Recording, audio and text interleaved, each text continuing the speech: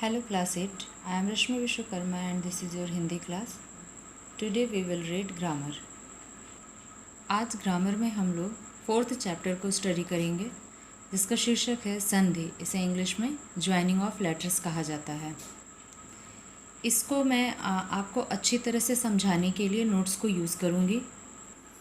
Notes में आपको संधि को मैं समझाऊँगी। तो यहाँ पे हम चैप्टर स्टार्ट कर रहे हैं संधि। सबसे पहले संधि की डिफिनेशन क्या है वो देख लेते हैं। दो वर्णों के मेल से होने वाले परिवर्तन को संधि कहते हैं। दो वर्णों का मेल,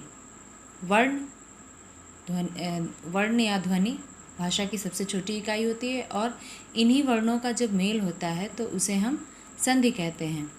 जब दो वर्ण आपस में मिलते हैं तो उसमें परिवर्तन भी होता है। होता क्या है कि जब दो शब्द एक साथ आते हैं तो उच्चारण की सुविधा के लिए पहले शब्द का अंतिम वर्ण तथा दूसरे वर्ण का प्रारंभिक वर्ण, दूसरे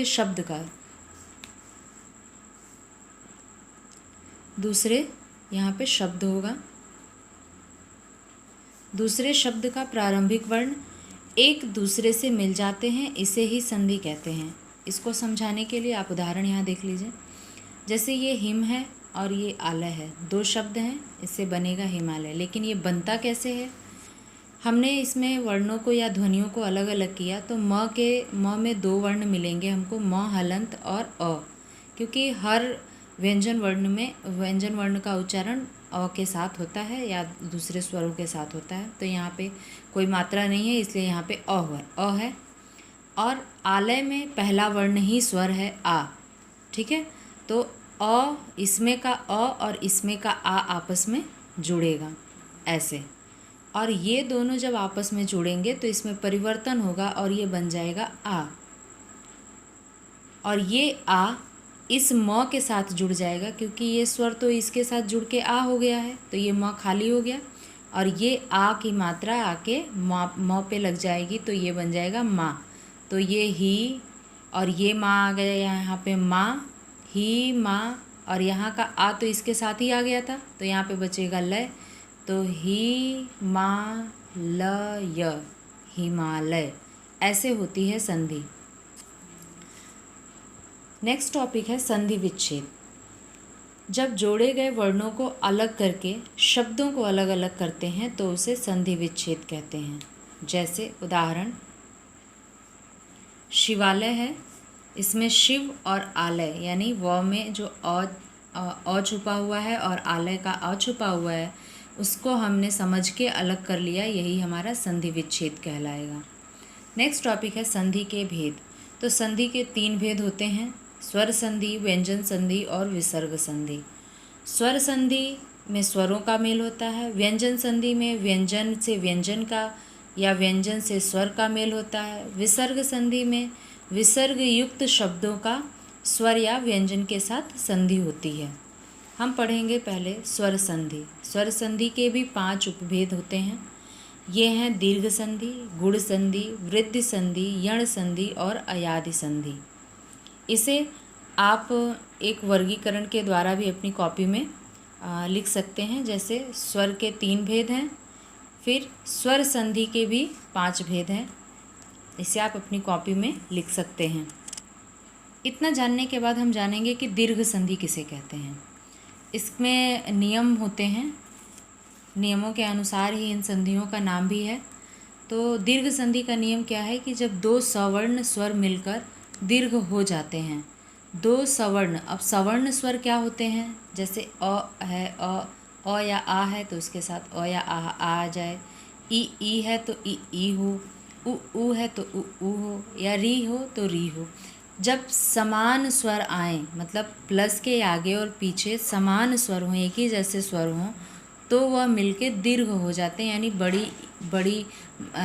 बड़ी मात्रा का रूप ले लेते हैं। जैसे अ जुड़ेगा तो आ बन जाएगा, कोई भी ई आपस में जुड़ेगा तो बड़ी ई बन जाएगा, कोई भी ऊ जुड़ेगा तो बड़ा ऊ बनेगा, और री बनेगा तो बड़ी री बन जाएगा।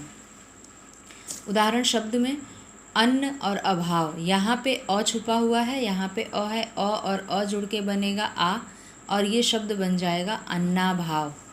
शिक्षा और अर्थी, यहाँ पर आ छुपा हुआ है, यहाँ पर अ छुपा हुआ है, आ और अ मिलके बनेगा आ, शिक्षार्थी।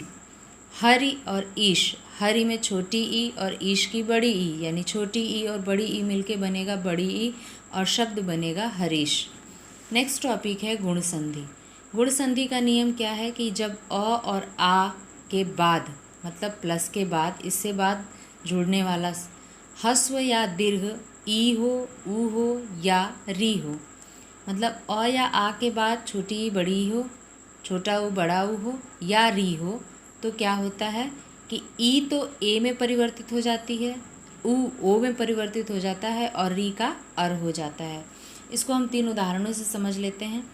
हमने पढ़ा कि अ या आ के बाद तो सुर और इंद्र, यहाँ पे अ है और यहाँ पर ई है, तो ये अ के बाद ई आ गया तो ई बदलेगा ए में, तो यानी ये ए, यहाँ का अ और यहाँ का ई मिलके ए बन गया और ये ए की मात्रा इस र के ऊपर लगेगी और शब्द बनेगा सुरेंद्र। ठीक है, अभी यहाँ पे आ की मात्रा है और यहाँ पे ऊ है, देखिए आ की मात्रा और यहाँ पर ऊ, तो ऊ क्या बनेगा ओ, तो ये बन जाएगा, और ये ओ की मात्रा कहाँ जाएगी मौ के ऊपर, तो ये बन जाएगा मो, आत्मोत्सर्ग, आत्मोत्सर्ग। नेक्स्ट राजा धन ऋषि, राजर्षि, क्योंकि यहाँ पे री का अर हो जाता है, ई का ए, ऊ का ओ और री का अर हो जाता है। नेक्स्ट टॉपिक है वृद्धि संधि। ध्यान रखेंगे कि ये सभी संधियाँ स्वर संधियों के अंतर्गत ही हैं। तो स्वर संधि के तीसरा उपभेद है वृद्धि संधि। वृद्धि संधि का क्या नियम है कि यदि अ या आ के बाद ए हो, ओ अ हो या ए या ओ अ हो, तो क्या होता है कि ए या ए हो तो ए बनता है, ओ और ओ या औ हो तो औ बन जाता है, मतलब ये दीर्घ बड़ी मात्रा बनती है। होता क्या है कि जैसे ये आ है, तथा में आ छुपा है लास्ट में और ये ए, तो ये आ और ये ए मिलके क्या बन जाएगा, आ के बाद अगर ए आता है तो ए बनेगा, तो यह शब्द बन जाएगा तथैव। वन औषधि, वन में अ छुपा हुआ है और औषधि यानी अ और औ को जोड़ना है हमको, तो अ के बाद अगर औ आता है तो क्या होता है औ बन जाता है, तो ये हो गया वन औषधि।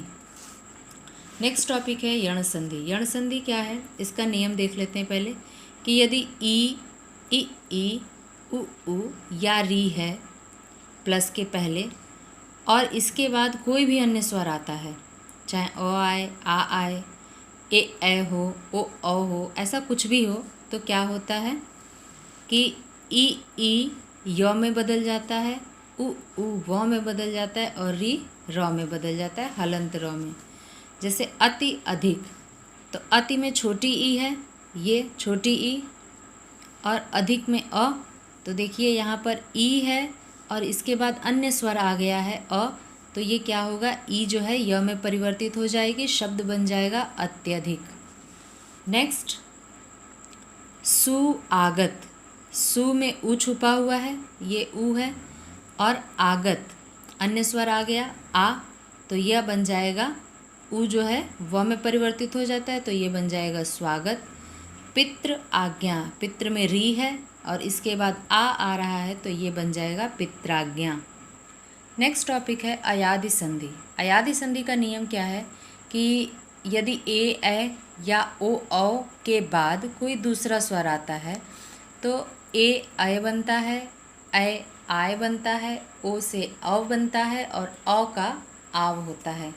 उदाहरण से इसको समझ लीजिए, ये देखिए ने और अन है, तो ने में ए छुपा हुआ है और इसके बाद दूसरा स्वर आ गया अ, तो ए और अ है तो ए बन जाएगा अय, तो ये हो जाएगा न अ य न, नयन। उसी तरह से गय धन अक, गायक, पो धन अन, पवन, नौ धन इक, नाविक। जब वर्णों का विच्छेद करेंगे, आप वर्ण विच्छेद करेंगे तो आपको लास्ट लेटर मिलेगा, लास्ट अक्षर मिलेगा, उसी अक्षर को आप दूसरे शब्द के प्रारंभिक अक्षर से जोड़ेंगे और इन नियमों का पालन करेंगे तो आपको ये सारे शब्द मिल जाएंगे। उम्मीद है आपको स्वर संधि समझ में आ गई होगी। व्यंजन संधि और विसर्ग संधि मैं आपको नेक्स्ट वीडियो में एक्सप्लेन करूँगी। उम्मीद है कि यह संधि आपको समझ में आ गई होगी। Thank you so much.